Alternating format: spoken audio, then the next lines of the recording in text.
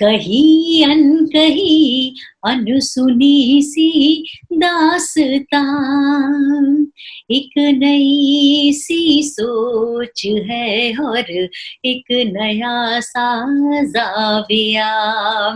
बात है कुछ कहीं अनकही अनसुनी सी दास्तां। कहीं अनकही एक नया जाविया द फोक टेल सीरीज में आप सभी को आपकी दोस्त मोनिका का प्यार भरा नमस्कार। आज मैं जो आपको कहानी सुनाने जा रही हूँ, तो जो सागर फिल्म आई थी और उसमें जो गीत था ओ मारिया, कहते हैं कि वो इसी कहानी पर आधारित है। तो आइए चलते हैं गोवा और सुनते हैं वहाँ की लोक कथा जब हंसे तो मोती। गोवा के मडगांव के पास समुद्र के किनारे कोलवा के एक छोटे से गांव में पेड्रो और एना रहते थे। पेड्रो और एना एक दूसरे से बहुत प्यार करते थे, पर उतने ही ज़्यादा वो दुखी भी थे क्योंकि उनके कोई संतान नहीं थी। वो हर रविवार को चर्च जाते और ईश्वर से प्रार्थना करते, लेकिन शायद कहीं ना कहीं उन दोनों को ये लगने लगा था कि उनकी प्रार्थना में कोई कमी रह गई है, तभी उनकी जो प्रार्थना है वो यीशु स्वीकार नहीं कर रहा है। एना अक्सर ही बहुत बेचैन रहती क्योंकि गांव की जो बड़ी बूढ़ी औरतें थीं वो उस पर ताना कसती और किसी भी शुभ कार्य में उसे आगे आने नहीं देती थी। जब इन सभी चीज़ों को एना बर्दाश्त नहीं कर पाई तो उसने ये फैसला किया कि वो आत्महत्या कर लेगी और इसी इरादे से वो समुद्र पर जा पहुंची। घुटने टेक कर वो ईश्वर से प्रार्थना करने लगी और उसने कहा कि हे ईश्वर, संतान के बिना मेरा जीवन व्यर्थ भी है और कठिन भी। मुझसे ये ताने और नहीं सहे जाते। आपने मेरी प्रार्थना स्वीकार नहीं की और इसी वजह से मैं अपना जीवन समाप्त करने जा रही हूँ। मुझे माफ कर दीजिएगा। और ये कहकर एना धीरे धीरे समुद्र की तरफ जाने लगी। देखते ही देखते समुद्र का पानी उसके पैरों से कमर तक आ गया और तभी एक आवाज आई, एना रुक जाओ और घर वापस जाओ। 8 दिनों तक माँ मैरी के सामने 8 मोमबत्तियां लगाना और तुम्हारे संतान अवश्य होगी। और ये जान लो कि तुम्हारे एक बहुत ही सुंदर पुत्री होगी और जब वो हंसेगी तब मोती बरसेगी। एना ने घबराकर इधर उधर देखा पर दूर दूर तक उसे कोई नजर नहीं आया। तो एना ने कहा कि आप कौन हैं और मैं आप पर विश्वास क्यों करूं? तब दूसरी तरफ से आवाज आई कि मैं समुद्र देवता हूं और मुझे इस बात का पूरा विश्वास है कि यदि 8 दिनों तक तुमने 8 मोमबत्तियां माँ मेरी के सामने जलाई तो माँ मेरी अवश्य ही तुम्हारी प्रार्थना को स्वीकार करेंगी और तुम्हें संतान जरूर मिलेगी। अब जाओ एना बेटी, घर जाओ और जाके अपने संतान के आने की तैयारी करो। कुछ समय के बाद में एना ने एक बहुत ही सुंदर पुत्री को जन्म दिया। पेड्रो और एना अपनी संतान को पाकर बेहद खुश थे, लेकिन अभी मरियम 3 साल की ही हुई थी कि 2 दिन की बीमारी के बाद एना की मृत्यु हो गई। पेड्रो तो जैसे पागल ही हो गया। उसने खाना पीना छोड़ दिया, मछली पकड़ना छोड़ दिया और यहाँ तक कि मरियम की तरफ देखना भी उसने बंद कर दिया। आस पड़ोस की जो महिलाएं थीं वही समय समय पर आकर मरियम को दूध पिला देती थी। कुछ समय के बाद में पेड्रो ने शराब पीना शुरू कर दिया। काम धंधा तो वो पहले ही कुछ नहीं करता था। अब शराब की लत को पूरा करने के लिए आहिस्ता आहिस्ता उसने घर के बर्तन बेचने शुरू कर दिए। भूखों मरने की नौबत आ गई। मरियम रोती बिलखती, लेकिन पेड्रो का इस पर कोई असर नहीं होता था और उसे जब भी वो मरियम को देखता उसे ये ध्यान आता कि इसी की वजह से मेरी प्यारी एना मुझसे छूट गई है और इसी गम को भुलाने के लिए वो और ज़्यादा शराब पीता था। मरियम जब रोती रोती पेड्रो के पीछे जाती और समुद्र के किनारे पहुंचती तो पेड्रो हमेशा ही ये कहता कि तू भी क्यों नहीं मर जाती है मरियम। और वो समुद्र देवता से कहने लगा कि तुम्ही ने इसे दिया है तुम ही इसे वापस ले लो। तो एक दिन समुद्र देवता ने पेड्रो से कहा कि पेड्रो, मरियम को कभी रुलाना मत, वरना तू बहुत पछताएगा। अगर इसे खुश रखेगा तो इसके हंसने से मोती बरसेंगे। अब फैसला तुझे करना है कि तुझे इसे हंसाना है कि रुलाना है। पेड्रो समुद्र देवता की बात सुनकर कुछ हैरान सा हो गया। उसे विश्वास नहीं हो रहा था कि अगर मैं इसे हंसाऊंगा तो इसकी हंसी से मोती बरसेंगे। तो उसने सोचा कि क्यों ना इसको आजमाया जाए। तो वो मरियम के पास गया और उसने मरियम को अपनी गोदी में उठा लिया। जब पेड्रो ने मरियम को अपनी गोदी में लिया तो मरियम चुप हो गई और फिर उसने उसे खिलौने दिए। खिलौने पाके मरियम खुश हो गई और वो हंसने लगी। वो जैसे ही हंसी तो उसकी हंसी से मोती बरसने लगे। पेड्रो तो इसे देखकर हैरान ही हो गया। उसने जल्दी से उन मोतियों को बटोरना शुरू कर दिया। शराब के लिए पैसों का इंतजाम जो हो गया था। और फिर पेड्रो ने एक कसम खाई कि वो अब से मरियम को कभी भी नहीं रुलाएगा। अब हमेशा ही पेड्रो मरियम को अपने साथ ही रखता। धीरे धीरे मरियम बड़ी होने लगी और उसका जो रूप था वो और निखरने लगा। देखते ही देखते पेड्रो के दिन फिरने लगे। उसने अपना घर पक्का बनवा लिया, मरियम के लिए अच्छे अच्छे कपड़े बनवाने लगा और घर में खाना भी अच्छा पकने लगा। उसकी तरक्की को देखकर गांव के सभी लोग बड़े हैरान थे। सबने बहुत कुछ जानने की कोशिश की, लेकिन पेड्रो ने सबको यही कहा कि उसने कोई व्यापार शुरू किया है जिसमें उसे बड़ा मुनाफा हो रहा है। लेकिन सच तो सच है, आखिर वो कब तक छुपता। एक दिन की बात है कि पेड्रो को पैसों की ज़रूरत थी, तो उसने मरियम को अलग अलग तरीके के मुंह बनाकर, नाटक करके, उछल कूद करके हंसाने की कोशिश की, लेकिन मरियम नहीं हंसी। फिर अंत में उसने मरियम को गुदगुदाया। तो जैसे ही उसने उसे गुदगुदाया तो मरियम हंस पड़ी और मोती गिरने लगे। पेड्रो ने जल्दी से उन मोतियों को समेटा और अलमारी में रख दिया। लेकिन ये सारा मंजर नौकरानी ने देख लिया और नौकरानी ने सबको जाके ये चीज़ बता दी। अब तो गांव के सभी लोग मरियम का पीछा करने लगे और सभी ये चाहते कि मरियम उनकी किसी न किसी बात पर हंसे। जब वो उसका पीछा करते तो पेड्रो उन्हें भगाता। एक दिन की बात है कि पेड्रो मरियम को लेके चर्च गया। तो वहाँ के पादरी ने पेड्रो से कहा कि पेड्रो, मरियम अब बड़ी हो गई है, एक कोई अच्छा लड़का देखकर इसकी तुम्हें शादी कर देनी चाहिए। पेड्रो तो ये सुनकर आप से बाहर हो गया। उसने पादरी से कहा कि मरियम मेरी बेटी है, मैं उसकी शादी करूं या ना करूं, इससे आपको क्या मतलब है।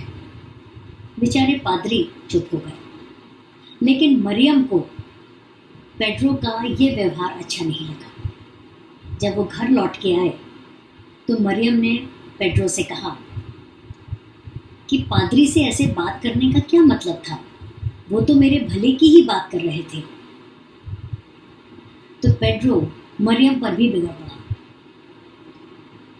कि अब तुम मुझे नसीहत दोगी, पहले अपनी माँ को खा गई, अब क्या चाहती हो कि मैं भी मर जाऊं। इतनी कड़वी बात जब मरियम ने पेड्रो के मुंह से सुनी तो उसके पैरों तले जमीन खिसक गई और वो फूट फूट कर रोने लगी। मरियम जानती थी कि पेड्रो उसे रोने नहीं देगा, इसीलिए वो दौड़ करके ऊपर वाले कमरे में चली गई और अंदर से उसने दरवाज़ा बंद कर लिया और फूट फूट कर रोने लगी। लेकिन अब की बार पेड्रो भी मरियम के पीछे नहीं गया और वो घर से सीधा गुस्से में तमतमाता हुआ निकला और शराब खाने में जा पहुंचा। शराब खाने में पहले से ही कई सारे नौजवान बैठे हुए थे जो कि मरियम से शादी करने में इच्छुक थे। लेकिन पेड्रो उन नौजवानों को मरियम के आसपास भी भटकने नहीं देता था और उन नौजवानों को आज एक अच्छा मौका मिल गया था। उन्होंने पेड्रो को अपने पास बुलाया और उसे बैठा करके शराब पिलाई और एक और करके उसे बिल्कुल शराब के नशे में धुत कर दिया। पेड्रो की हालत ये थी कि ना तो उसकी ज़ुबान साथ दे रही थी, ना ही आंखें और ना ही उसके कदम। वो जैसे ही अपने घर जाने के लिए उठा तो वो लड़खड़ाने लगा। उनमें से कुछ नौजवानों ने कहा कि आओ हम तुम्हें तुम्हारे घर छोड़ आते हैं, लेकिन वो पेड्रो को उसके घर ना ले जाकर बल्कि समुद्र पे ले गए और दूर पर लाइट हाउस की लाइट दिखाते हुए कहा कि वो रहा तुम्हारा घर। पेड्रो शराब के नशे में इतना धुत था कि उसे कुछ समझ में नहीं आया और वो पानी में ही आगे चलने लगा। जिस चट्टान के ऊपर लाइट हाउस बना हुआ था वो उस चट्टान से टकराया और पानी में ही गिर गया। तभी एक बहुत बड़ी सी लहर आई और वो पेड्रो को अपने साथ में बहा ले गई। इधर मरियम रात भर रोते रोते सो चुकी थी। जब वो सुबह उठी तो उसने पूरे घर में पेड्रो को आवाज़ दी और पेड्रो कहीं नहीं उसे दिखाई दिया। तब वो पेड्रो को खोजने के लिए गांव के बाहर निकली, लेकिन उसे पेड्रो कहीं पर भी नहीं मिला। फिर एक नौजवान ने उस पर दया खाकर जो रात में हुई घटना थी उसे पूरी बता दी। मरियम अंदर से बिल्कुल टूट चुकी थी। वो समुद्र के पास पहुंची और समुद्र देवता से शिकायत करते हुए कहने लगी कि इस जीवन का क्या मतलब है, मुझे क्यों दिया ऐसा वरदान। हर कोई तो सिर्फ मेरी हंसी से गिरने वाले मोती को चाहते हैं, ना कि मुझे। मेरे इस जीवन का तो कोई मतलब ही नहीं है। और ये कहकर उसने भी अपने आप को समुद्र में लीन कर दिया। मरियम के जीवन के अंत से समुद्र विलाप करने लगा। समुद्र देवता के वरदान के कारण ही आज मरियम नहीं रही और उसे अपना जीवन खत्म करना पड़ा। एक तरफ समुद्र को दुख था तो दूसरी तरफ गांव वालों पर गुस्सा, और इसी के कारण समुद्र में तूफान आ गया। लहरें विलाप करने लगी और वो आसमान को छूने लगी। घर के घर तबाह होने लगे और न जाने गांव के कितने लोग उसी तूफान में ही समा गए। हर तरफ सिर्फ तबाही तबाही थी। किसी को कुछ समझ में नहीं आ रहा था और लोग अपनी जान को बचाने के लिए टीले पर भाग रहे थे। ऐसे कई दिनों तक चलता रहा। फिर गांव के कुछ लोग पादरी के पास पहुंचे। तब पादरी ने कहा कि मरियम समुद्र की बेटी थी और समुद्र में लीन होने की वजह से ही समुद्र देवता हमसे नाराज हैं। उन्हें शांत करने के लिए हमें उनसे प्रार्थना करनी होगी। गांव नायक ने जैसा जैसा गांव वालों को बताया, 3 दिन और 3 रात तक गांव वाले समुद्र देवता की प्रार्थना करते रहे। फूल, माला, नारियल सब कुछ चढ़ाया गया और उनसे प्रार्थना की गई कि वो अपने गुस्से को शांत करें, जिससे कि मरियम की आत्मा को शांति मिल सके। चौथे दिन जाकर समुद्री तूफान थमा। तब मछुआरों ने 5वें दिन अपनी नाव को फिर से समुद्र में उतारा और समुद्र देवता से अपनी सलामती के लिए प्रार्थना करते हुए वो अपने काम पर निकल पड़े।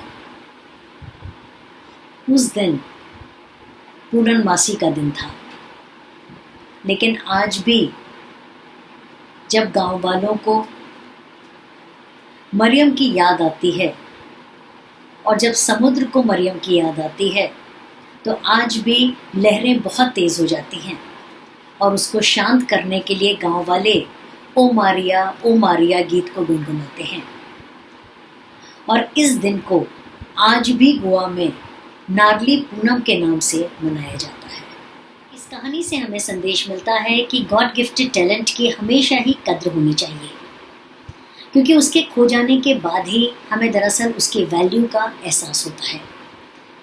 कई बार नेचर और भगवान को हम डिस्कार्ड कर देते हैं और उसका प्रकोप भी हमें झेलना पड़ता है, जैसा कि गांव वालों के साथ में हुआ कि उन्हें समुद्र का प्रकोप झेलना पड़ा। एसबीसीसी का प्रिंसिपल भी यही कहता है कि कई बार कोई व्यक्ति हमें सही रास्ता दिखा रहा होता है तो हम उस व्यक्ति को डिस्कार्ड करते हैं, उसकी मजाक बनाते हैं, उसे इंसल्ट करते हैं। लेकिन जब उसके बताए हुए रास्ते पर ना चलकर हम जब चीज़ों के एडवर्स इफेक्ट्स को फेस करते हैं, तब हमें दरअसल रियलाइजेशन होता है कि हमने कितनी बड़ी गलती कर दी और कितना हमने खो दिया। उम्मीद करती हूँ कि आज की कहानी और आज का संदेश आप सभी को भाया होगा। तो मेरे चैनल को लाइक, सब्सक्राइब और रिकमेंड करना मत भूलिएगा और अपने संदेश और अपने कमेंट्स वो तो मुझे ज़रूर भेजते रहिएगा। अगले एपिसोड में अगले प्रांत लेकर चलूँगी, वहाँ की लोक कथा सुनाने के लिए और उसमें निहित संदेश को बताने के लिए।